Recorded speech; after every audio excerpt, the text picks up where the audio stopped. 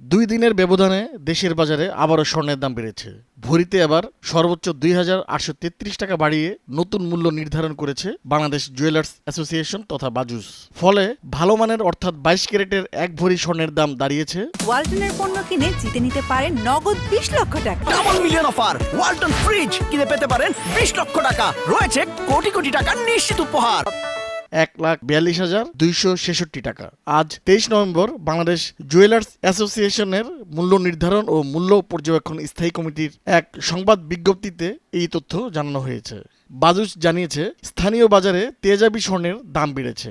সার্বিক পরিস্থিতি বিবেচনায় স্বর্ণের নতুন দাম নির্ধারণ করা হলো। রবিবার ২৪ নভেম্বর থেকে স্বর্ণের নতুন দাম বাজারে কার্যকর হবে। নতুন দাম অনুযায়ী সবচেয়ে ভালো মানের ২২ ক্যারেটের প্রতি ভরি তথা ১১,৬৬৪ গ্রাম স্বর্ণের দাম পড়বে ১,৪২,২৬৬ টাকা। ২১ ক্যারেটের প্রতি ভরি স্বর্ণ ১,৩৫,৮০৪ টাকা।